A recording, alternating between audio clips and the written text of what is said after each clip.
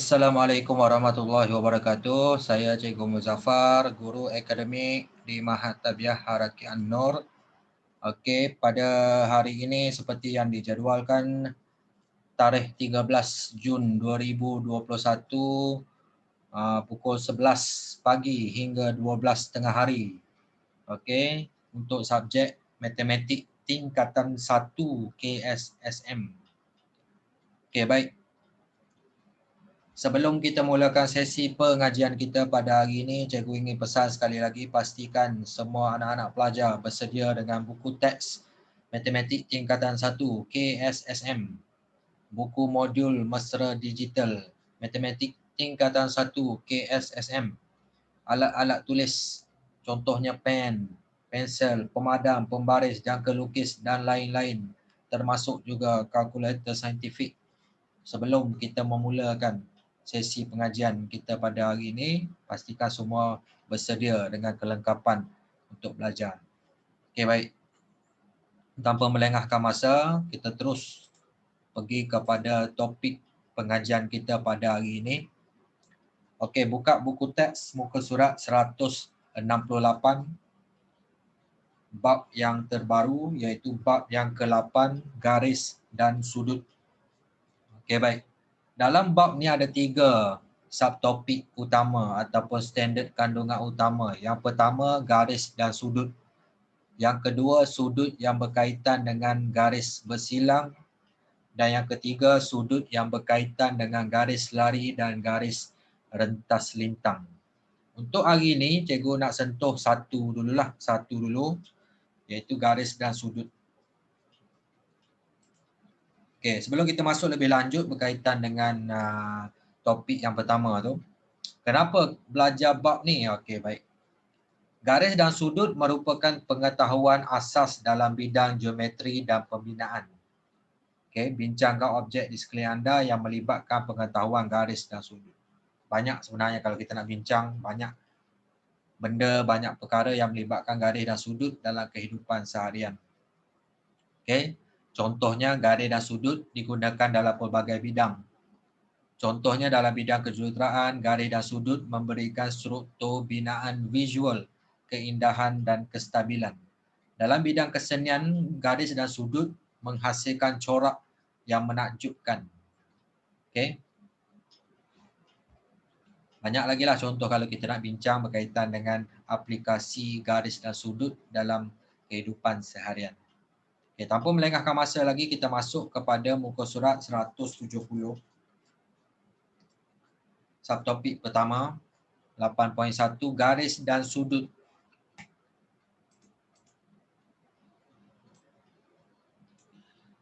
Okey, baik. Garis dan sudut wujud di persekitaran kita. Misalnya daun kelapa yang menyerupai garis-garis pada suatu sudut menunjukkan keindahan seni alam semula jadi. Jadi yang pertama ni, kita nak menentu dan menerangkan kekongruenan tembereng garis dan kekongruenan sudut. Bagaimana cara dia tu? Okey, kalau yang ni kita gunakan komputer lah untuk kena pasti kongruenan ni semua ni. Jadi secara mudahnya kita tengok kesimpulan dia dekat bawah tu. Okey. Bila ada dua tembereng garis, okey. Jika dia mempunyai sama panjang, dua tembereng garis sentiasa sama panjang. Jadi dua tembereng garis ini dipanggil tembereng garis kongruen. Maksudnya walaupun dia punya kedudukan tak sama tapi saiz dia sama panjang, tembereng ini kita panggil tembereng garis kongruen. Manakala yang kedua, jika saiz dua sudut yang mempunyai saiz yang sama. Sudut tu dia ada dua sudut saiz yang sama, kita panggil sudut kongruen. Jadi dua perkara lah yang menentukan kongruen ni. Sama saiz, sudut dia sama. Okey, baik. Ini contoh. Okey, PQ 6 cm. Dia punya garis sama 6 cm. Okey. Sudut ditanda menggunakan simbol. Ini simbol untuk sudut lah. Okay. Contoh, sudut PQR 40 darjah. Ataupun yang macam ni, PQR ada simbol bukit ke atas tu, dekat Q. Ataupun RQP. Ataupun sudut Q. Kita nak labelkan sudut. Okay, boleh cuba latih diri 8.1a ni. Terlebih mahir berkaitan dengan kongruen garis dan juga sudut. Okay. Itu asas je, cikgu tak tekankan sangat asas. Okay, baik. Muka surat 171. Bagaimanakah anda menganggar dan mengukur saiz tembereng garis sudut? Okay, katakan pemadam. Okay, ada 3 pemadam tu. Jika sebiji getah pemadam ialah 4 cm, maka saiz anggaran untuk 3 tu berapa panjang? Untuk jarak AB. Okay, maksudnya kita nak ukur jarak AB tapi kita guna pemadam. Okay, baik. Pemadam kita tahu satu panjang dia tu 4 cm. Kita gabung, kita ukur lebih kurang 8, 10. Okay.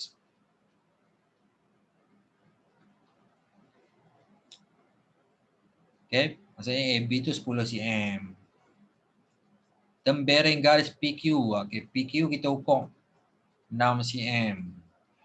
Okay, guna pembaris. Yang ni guna pemadam, yang ni guna pembaris. Okey, muka surat 172. Saiz sudut boleh dianggar dengan mempertimbangkan sudut tegak dahulu. Saiz sudut yang kelihatan lebih daripada sudut tegak ialah sudut yang lebih besar daripada 90 darjah. Saiz sudut yang kelihatan kurang daripada sudut tegak ialah sudut yang kurang daripada 90 darjah. Contoh. Okey, belah kiri ni sudut tegak 90 darjah. Sudut kurang daripada 90 darjah, yang ni tengah ni. Manakala yang ni belah kanan sudut lebih daripada 90 darjah. Sudut PQR kelihatan kurang sedikit daripada sudut tegak, maka saiz anggaran sudut PQR ialah kira-kira 80 darjah. Ataupun kamu boleh gunakan protractor untuk mengukur sudut. Okay, pastikan kamu ada alatan mengukur yang lengkap lah untuk tajuk ni. Okay, latih diri 8.1b boleh cuba buat latihan untuk menganggarkan saiz tembereng garis dan juga sudut ni. Muka surat 173. Mengenal, membanding beza dan menerangkan sifat sudut pada garis lurus, sudut refleks dan sudut putaran lengkap. Okey.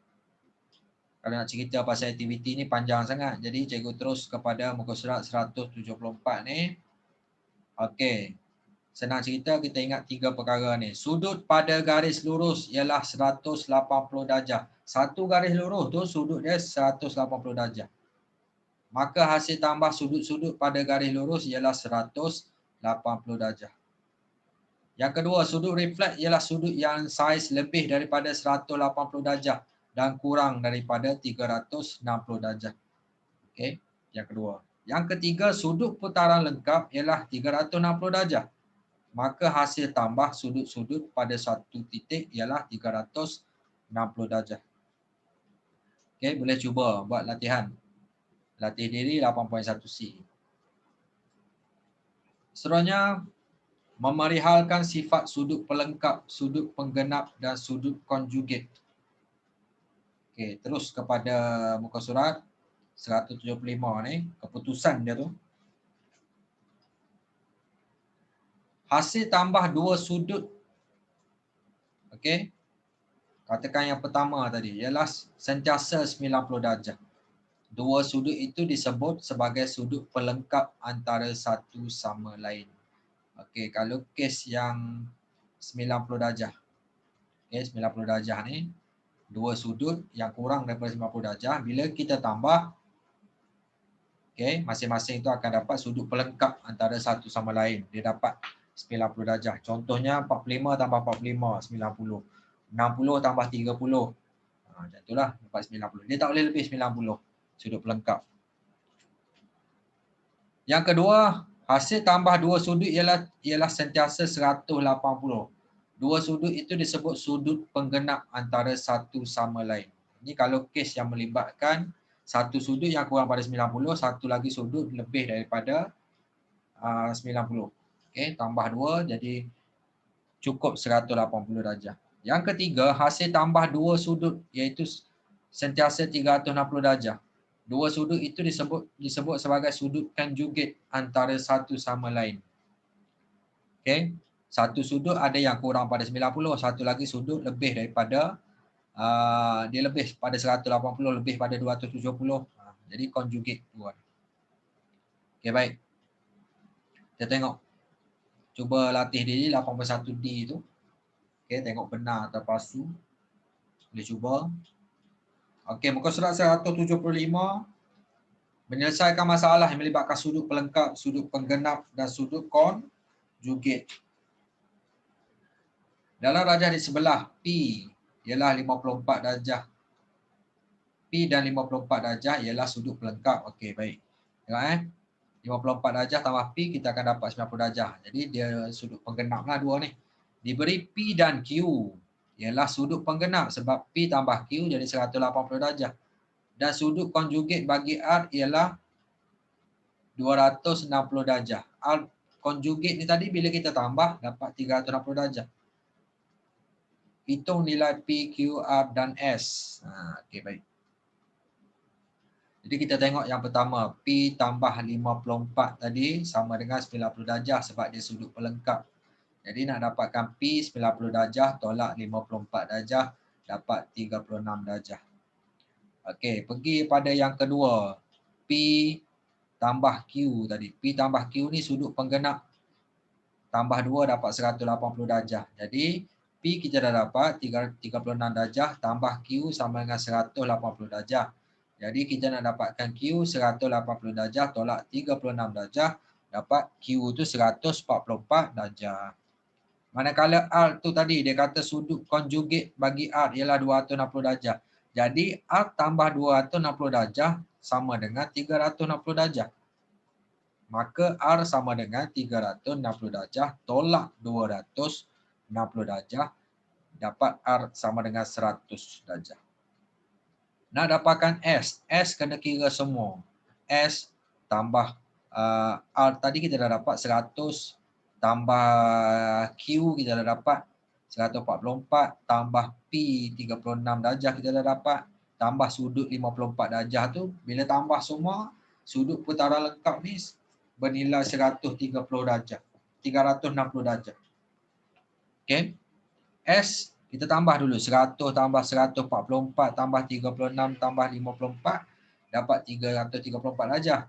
Jadi nak dapatkan S 360 darjah tolak 334 darjah dapat S tu 26 darjah. Okey, macam itulah cara dia kita ingat. Yang ni sudut pelengkap tu apa? Sudut penggenap tu apa? Sudut konjugate tu berapa? Sudut putaran lengkap berapa? Itu konsep dah. Okey, boleh cuba untuk latih diri 8.1E. Okey, baik. Muka surat 176. Bagaimanakah anda membuat pembinaan geometri? Ini kita nak melibatkan melukis. Kita kena melukis.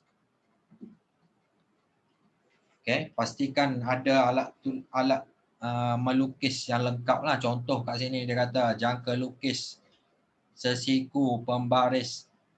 Kalau ada yang guna perisian geometri pun ada yang guna perisian geometri untuk melukis garisan dan sebagainya. Okey. Jadi dalam silibus tingkatan 1 ni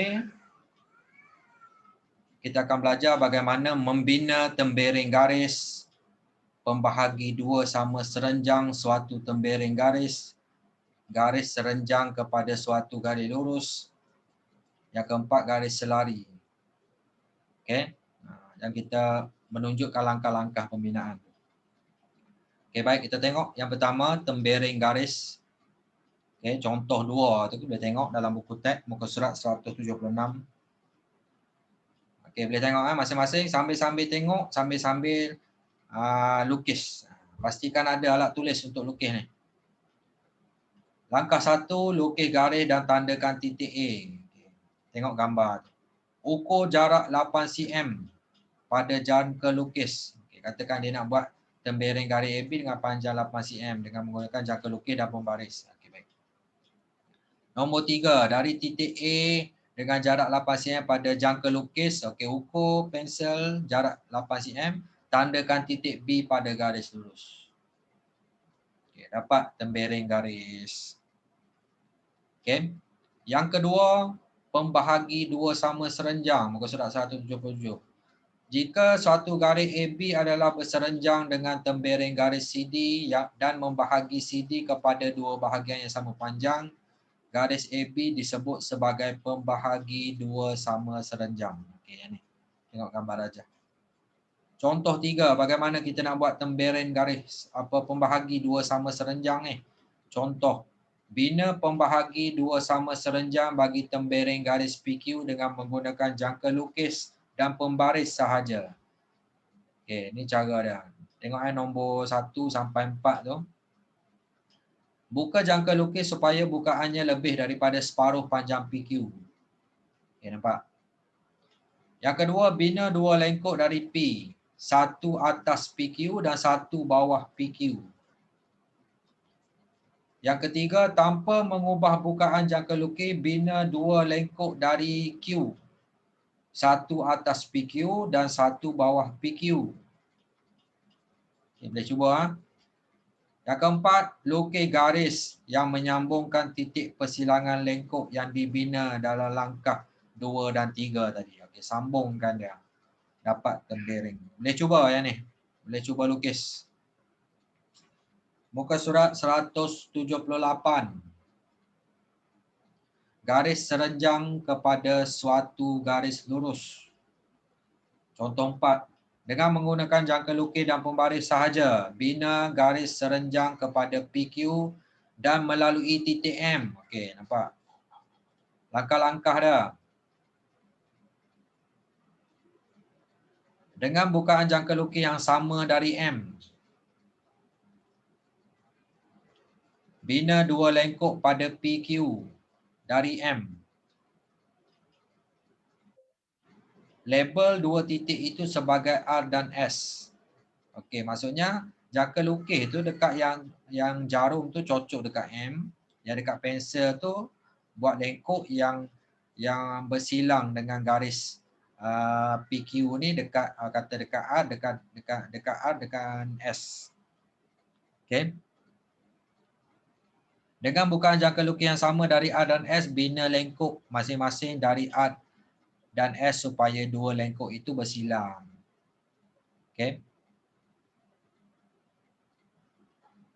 Lukis garis yang menyambungkan M dengan titik persilangan dua lengkok itu. Boleh cuba. Lukis baru nampak benda ni. Muka surat 179. Dengan menggunakan jangka lukis dan pembaris saja, bina garis serenjang kepada PQ dan melalui titik N. Macam tadi, M tu di luar garisan PQ. Yang ni, N ni dia berada atas garisan PQ. Jadi langkah dia boleh tengok.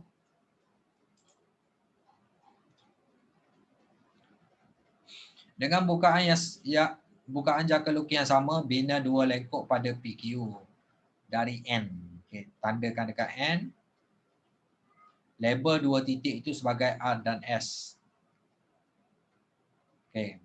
Besarkan bukaan jangka lukis melebihi NR atau NS dengan bukaan yang sama dari R dan S. Bina dua lengkok masing-masing di atas dan di bawah PQ supaya dua lengkok itu bersilang. Lukis garis yang menyambungkan N dengan dua titik persilangan yang dibina dalam langkah 2. Boleh cuba. Cikgu tunjukkan langkah ni, kamu boleh cuba lukis menggunakan jangka lukis dan pembaris. Muka surat 180. Banyak berkaitan dengan melukis hari ni. Garis selari. Dengan menggunakan jangka lukis dan pembaris saja, bina garis yang selari dengan PQ melalui titik R. R di luar garisan. Okey, langkah dia tu, cuba tengok. Dengan bukaan jangka lukis yang sama dengan jarak PR. Okey, tandakan PR. Bina satu lengkuk melalui R dan P.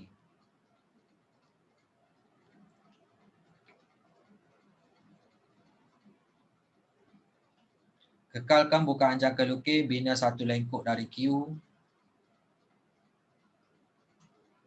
Dengan bukaan jangka lukis yang sama dengan jarak PQ, bina satu lengkuk dari R yang bersilang dengan lengkuk yang dibina dalam langkah 2. Lukis garis yang menyambungkan R dengan titik persilangan yang dibina dalam langkah 3.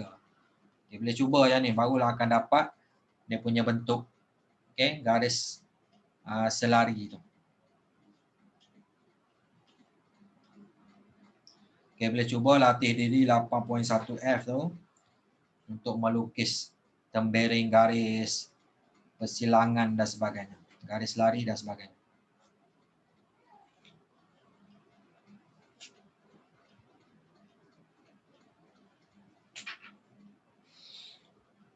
Seterusnya, membina sudut dan pembahagi dua sama sudut serta menerangkan rasional langkah-langkah pembinaan. Okay, contoh 7. Dengan menggunakan jangka lukis dan pembaris saja, bina garis PQ supaya sudut PQR 60 darjah. Okay, tengok langkah-langkah dia, muka surat 182 tu. Okay, ni QR bawah ni. Langkah 1, bina satu lengkuk panjang dari Q yang bersilang dengan QR. Tandakan titik persilangan itu sebagai S. Kekalkan bukaan jangka lukis dan bina satu lengkuk dari S yang bersilang dengan lengkuk yang dibina pada langkah 1. Tandakan titik persilangan itu sebagai P. Dan yang ketiga, lukis garis yang menyambungkan titik P dengan Q. Maka sudut PQR sama dengan 60 darjah. Okey. Yang pertama. Okey, itu bagaimana nak bina sudut 60 darjah. Okey, yang kedua, pembahagi dua sama sudut. Jika suatu garis membahagikan suatu sudut kepada dua sudut yang sama saiz, garis itu disebut sebagai pembahagi dua sama sudut. Contohnya misalnya garis OS ialah pembahagi dua sama sudut POR. Okey, katakan POR tu 40 darjah, jadi dia membahagikan POS SOR ni 20-20. Contoh 8. Dengan menggunakan jangka lukis dan pembaris saja, bina pembahagi dua sama sudut bagi sudut PQR ni. Okey, ni langkah dia.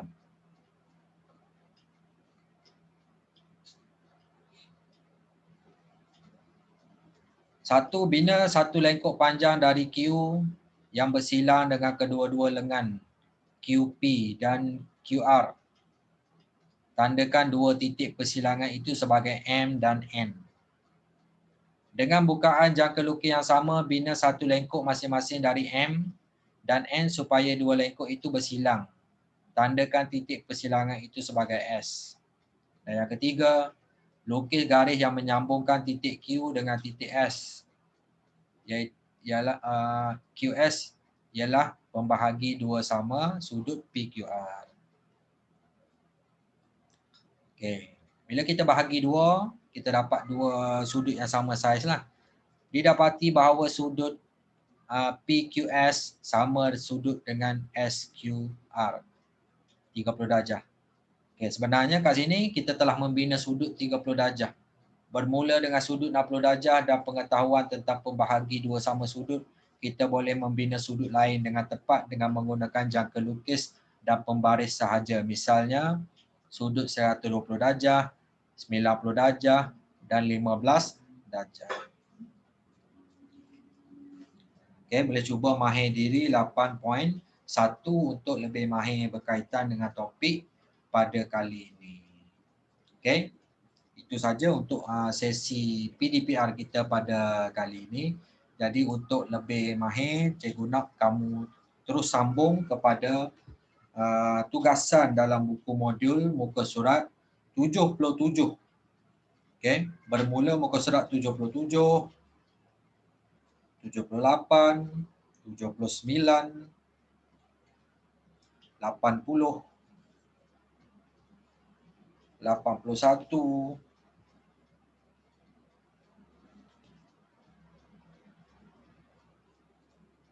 okey, dan 82 lah. Okey, sampai muka surat 82. Apa yang cikgu terangkan tadi dalam buku teks tadi, semua ada. Okey, ikut saja contoh yang cikgu terangkan, rujuk buku teks, boleh sambung terus buat latihan yang ada dalam buku modul ni. Okey, di sini juga cikgu dah lampirkan dengan skema jawapan dan pemarkahan. Okey, skema ni bukan orang kata kita tiru 100% jawapan yang ada ni. Okey, seperti yang cikgu tegaskan sebelum ni, tunjukkan jalan pengiraan yang lengkap untuk setiap soalan. Macam mana dapat 60 darjah, macam mana dapat 150 darjah tu. Dia tak main seketul. Maksudnya dia ada jalan pengiraan mengikut konsep-konsep yang kita dah belajar. Seperti dari awal sampai habis cikgu terangkan tadi. Okey. Selamat menjalankan tugasan. Okey, selamat menyiapkan tugasan. Nanti bila dah siap, hantar tugasan pada cikgu. Okey. Itu saja daripada cikgu. Assalamualaikum warahmatullahi wabarakatuh. Terima kasih.